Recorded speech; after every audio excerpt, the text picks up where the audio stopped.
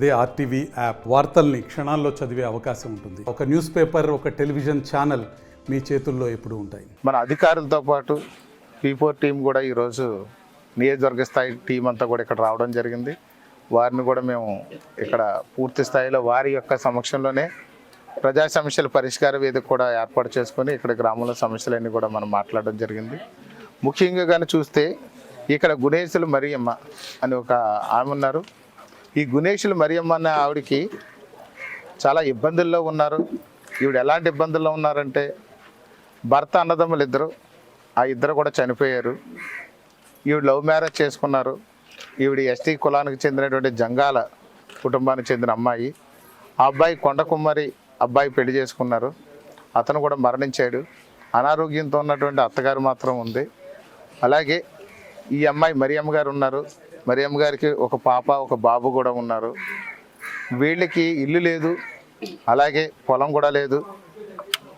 అమాయకురాలు, చదువుకోలేదు, కానీ ఎలా జీవించాలో అర్థం కావట్లేదు.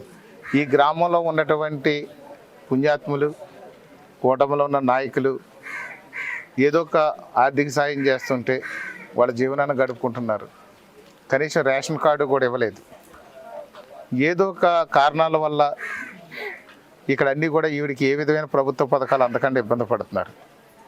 కాబట్టి గుణేశులు మరియమ్మ గారిని గౌరవ ముఖ్యమంత్రి నారా చంద్రబాబు నాయుడు గారు ఏదైతే విజన్ అనే దానిలో భాగంగా P4 అనే స్కీమ్ని పెట్టారో, విజన్ 2047లో భాగంగా ఈ కుటుంబాన్ని దత్తత తీసుకుని పిల్లలు చదువుకోవడానికి కానీ ఈవిడికి కావాల్సిన ఏర్పాట్లు చేయడానికి కానీ నేను దత్తత తీసుకుంటున్నానని ఈ సందర్భం తెలియజేస్తాను. ఈ గతంలో ఇక్కడ మధ్య శ్రీని అని చెప్పేసి ఒక ఆయన ఉండేవాడు. నేను 3 ఏళ్ల కిందట ఈ గ్రామంలో జనంలోకి జనసేన మహాపాదయాత్ర అనే కార్యక్రమం ద్వారా ఈ గ్రామం వచ్చాను. 3 ఏళ్ల కిందట వచ్చినప్పుడు ఆ కుటుంబం యొక్క దీన పరిస్థితి చూసి జన సైనికులందరూ ఆ రోజున ఆ కుటుంబాన్ని పరామర్శించడానికి తీసుకెళ్లారు. ఆ తీసుకెళ్ళినప్పుడు ఆ ఇల్లు పరిస్థితి చూస్తే ఒక యుక్త వయసుకు వస్తున్నటువంటి ఒక కుమార్తె, పూర్తి అనారోగ్యంతో ఆ తండ్రి, అలాగే అదే అనారోగ్యంతో తల్లి కూడా ఉన్నారు. అప్పుడు ఈ బాబు బాగా చిన్నపిల్లాడు, చంటి పిల్లాడు, పాలు తాగే పిల్లాడు. ఆ రోజున నేను ఎత్తుకొని ఆ కుటుంబం పరిస్థితి అంతా చూస్తే ఉండడానికి ఇల్లు లేదు. కనీసం పశువులు, పందులు పడుకునే పరిస్థితి కూడా లేనటువంటి ఒక ప్రదేశంలో వాళ్ళు నివాసం ఉన్నారు.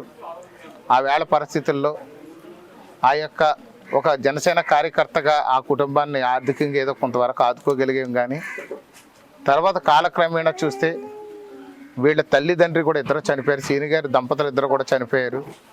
ఆ పిల్లకి ఊరందరూ కలిసి ఏదో కొంచెం ఆర్థిక సాయాలు చేసుకుని ఏదో చిన్న వయసులోనే పెళ్లి చేసి పంపించేశారు. ఈ పిల్లలిద్దరిని కూడా వాళ్ళ చిన్నమ్మ గారు శారదీసి పాపం మంచి చెడు ఆలన పాలన చూస్తున్నారు. ఆవిడ కూడా కూలీ నాది చేసుకుంటేనే కానీ ఈ పిల్లల జీవనోపాధి ఉండదు. ఇలాంటి దాంట్లో P4లో భాగంగా ఈ కుటుంబాన్ని కూడా నేనే దత్తత తీసుకుని వీళ్ళకి కావాల్సిన సదుపాయాలు చేస్తానని చెప్పి తెలుగులో న్యూస్ కి ఫాస్టెస్ట్ యాప్ ఇప్పుడు టోటలీ న్యూ అవతార్లో జస్ట్ 5 seconds లో కంప్లీట్ న్యూస్. సోషల్ మీడియాలో ట్రెండ్స్ కి one stop solution. Live TV app voice search option తో ఇప్పుడే డౌన్లోడ్ చేయండి లేదా అప్డేట్ అయిపోండి. యాప్ లింక్ డిస్క్రిప్షన్ లో ఉంది.